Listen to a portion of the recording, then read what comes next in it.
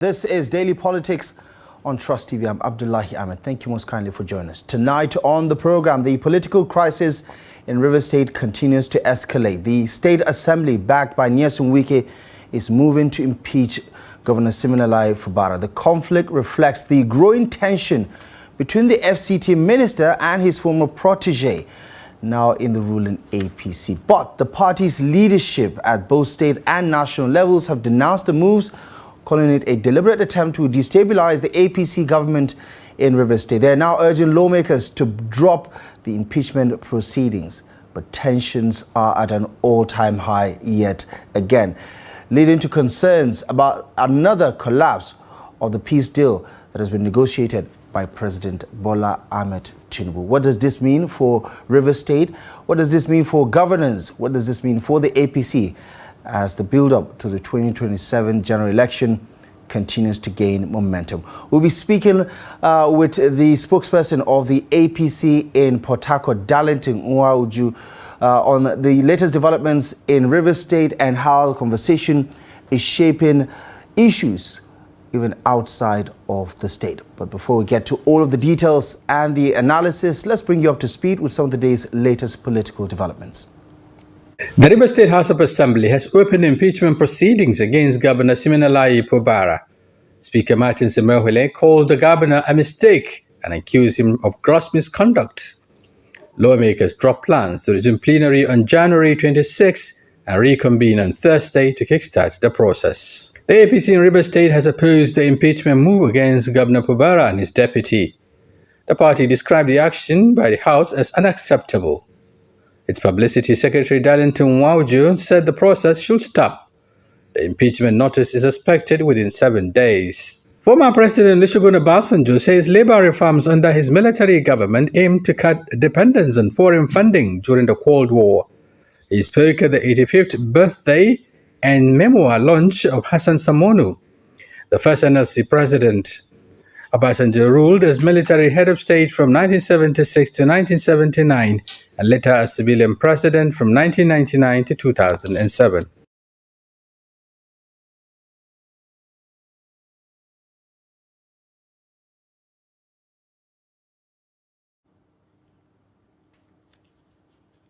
Right, some of the latest developments there, much of it focusing on developments in Rivers State. As you may or may not know, Rivers is back in the news again, has been in the news over the last 2 years for one reason or the other. It all started with the falling out of Governor Siminalayi Fubara and the Rivers State House of Assembly, which in effect also means that he fell out with his political benefactor, the FCT minister Wike. That led to the first impeachment move by the Rivers State House of Assembly, which snowballed into an even bigger political crisis in the state about who controls the structure and who calls the shot between the governor and the FCT minister. Then came the first peace deal that was agreed by all the parties, with the President Bola Ahmed Tinubu being the chief negotiator of that peace deal. So if you could just take you through the rundown of all of the events that shaped the political landscape in Rivers State. 29th of October of 2023, that was when much of the development came into public limelight with the attack on the assembly complex of the Rivers State House of Assembly. Then the most notable one came in December of 2023 when it moved into the open with the 27 lawmakers led by Martin Semerhule defecting from the People's Democratic Party, PDP, to join forces with the All Progressive Congress. Then, of course, it split the assembly in two with some 4 others paying allegiance to Governor Siminalayi Fubara. That didn't help matters at all because the president stepped in December of that year to negotiate some sort of truce where they signed the famous peace agreement that was supposed to bring about peace and some sort of ceasefire between all the warring political parties or the political factions in Rivers State. Then January, the conflict resurfaced yet again because the Federal High Court nullified the 2024 budget appropriation by Governor Siminalayi Fubara, further weakening his control of the government. And we all know what followed suit. There was a further breakdown of law and order to a certain degree, with some attacks on oil installations that eventually led to the state of emergency, which took the key actors locally in Rivers State, the governor and the state assembly, out of action for another 6 months. And that came to an end last year, which then saw yet another round of negotiations, truce, ceasefire, however you would like to describe it. And we're back here again. That truce apparently has failed because the impeachment proceeding that was initiated by the Rivers State House of Assembly has now given another picture of how things are reportedly falling apart once again in Rivers. I believe we now have the APC spokesperson in Rivers State, Mr. Darlington Nwauju, join us virtually from Port Harcourt. Thank you so much for taking the time. I appreciate you very much for joining us. Help us understand the position of the APC regarding... Yeah, good evening to you. Thank you so much for joining us. The APC is pushing back on this move by the Rivers State House of Assembly to proceed with its impeachment plans. How would you describe what is playing out right now?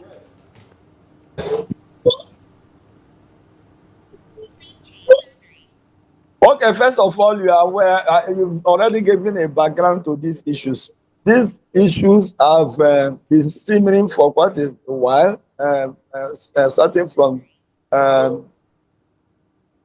October of 2023, and it's been reoccurring, and there has been 2 presidential interventions, as it were.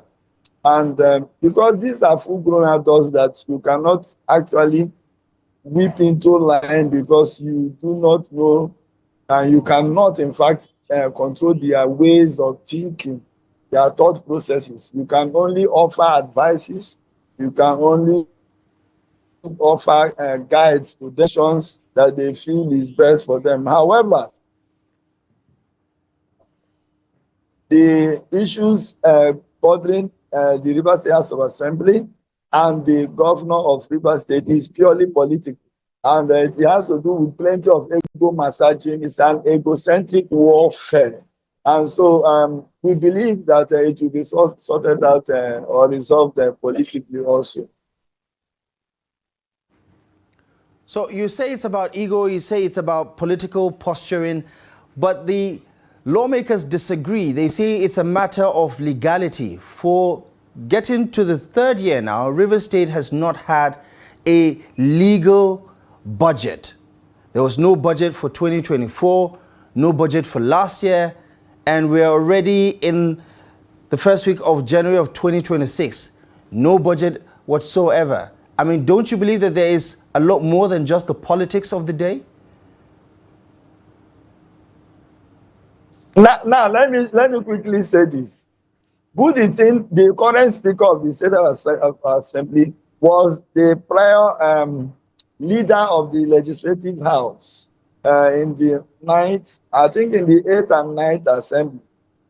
And so the question now is, prior to the administration of Governor Siminalayi Fubara, we have had issues with budgeting. People have complained severally about the budgeting processes in Rivers State. And the fact that the State House of Assembly, particularly the 8th and 9th Assemblies, were largely unable or failed to do due diligence on budgetary processes. And so we ran an opaque budget for 8 years. And so we wonder why suddenly they have they have been oxygenated to be able to push into the realms of, or delve into the realms of impeachment. Because if you know, the impeachment processes are very, very, very, very tedious processes. They are serious matters. They are constitutional matters. And once you say that the governor is in breach of Section 188 of the 1999 Constitution as amended, then it calls for plenty of questions and plenty of interrogations. And there are step-by-step guides leading up to an actual impeachment process to commence. And what they've done today is step one in that process. And I believe that by the time the governor gets served with the notice, he has the right to respond within 7 days. And after these 7 days, the House of Assembly has to reconvene within 14 days to consider the responses of the governor, and at which point they can either drop the allegations or continue with the process by writing officially to the Chief Judge of Rivers State in order to ask him to constitute a panel of 7 to investigate the allegations. Right. And this panel of 7 will now have a period of 3 months to look at all the allegations and give the governor and the deputy opportunity to defend themselves, either by themselves or through their counsels. Right. And so after this 3 months period, the investigative panel will write or send in their report to the House of Assembly. If they find no merit in the allegations, the process is dead. But if they find merit, then the process continues. But I do not believe that this process can get up to that stage of constituting a 7-man panel. That is why I said earlier on that this is a problem or an issue that requires political situations. Right. I mean, we all understand how the impeachment process works, but the question still is about some of the issues that have been raised. You heard what the Speaker said. He was quite emotional to a certain extent when making his case, or at least stating the case of the State Assembly against Governor Fubara, saying that he is operating outside the framework of the Constitution or what the Constitution allows him to do. Are you also saying that that doesn't matter because you think that they have already concluded as to why they want him out of office?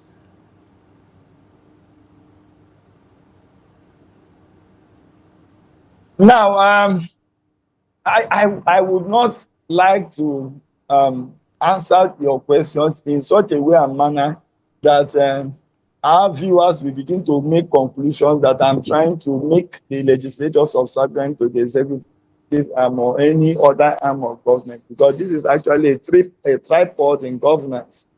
And yes, they share horizontal powers.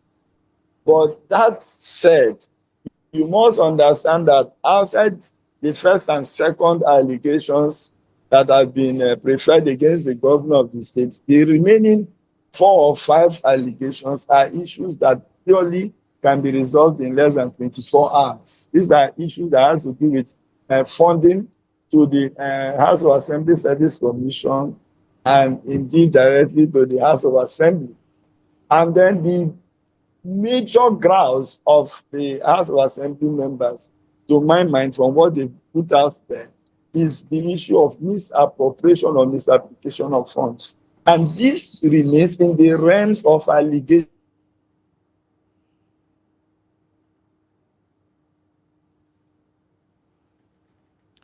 It appears Assembly, also in details with receipts, why and how they feel that the governor has committed impeachable offenses. So this is not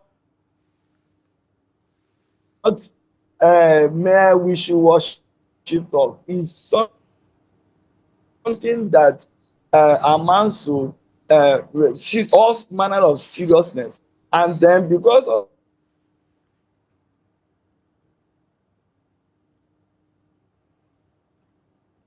It appears we are struggling with the connection to Mr. Darlington Nwauju. Hello? Yeah. Hello, can you hear me? Yeah, just hang on there for a moment. I think we are losing the connection. But can you hear me now? Yeah, go ahead. Yeah, but I can hear you clearly. Go ahead.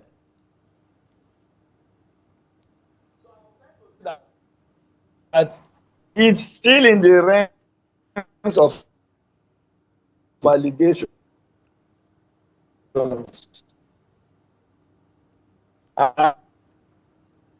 And he that alleges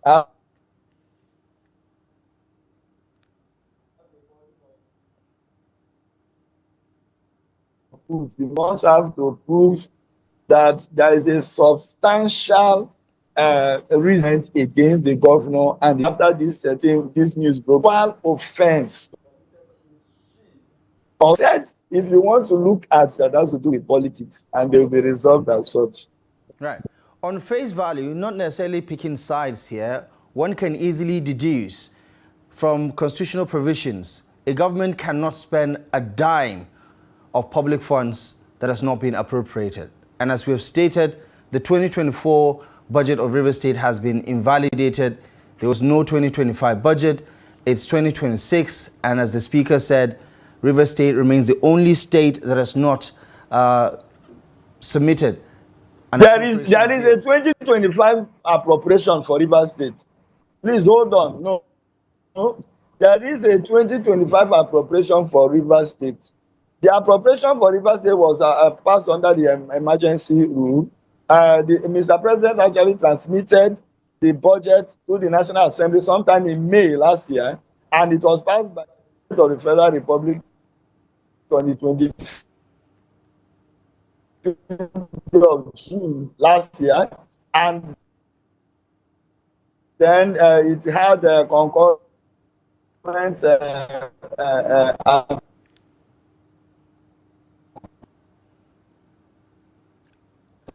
I think we're still struggling with the quality of the connection. Mr. Darlington, if you can hear me, just hang on for a moment. Let's allow the connection to settle, because we are losing the audio to be able to hear what you're actually trying to say. But the question around the legitimacy of the expenditure of the Fubara administration is what the Martins Amehule-led River State House of Assembly is alleging as an illegality, because they say there is no preparation guiding the expenditure of the governor, who has decided to, according to the State Assembly, flout constitutional provisions. So leading to yet again this all too familiar move that the State Assembly has adopted. This is the second time they are moving for an impeachment on Governor Siminalayi Fubara, and we all know what happened the last time. There was no impeachment, however. There was another truce.